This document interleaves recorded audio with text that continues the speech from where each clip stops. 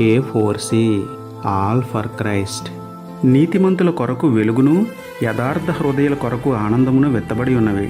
కీర్తనలు 97:11. ప్రార్థన.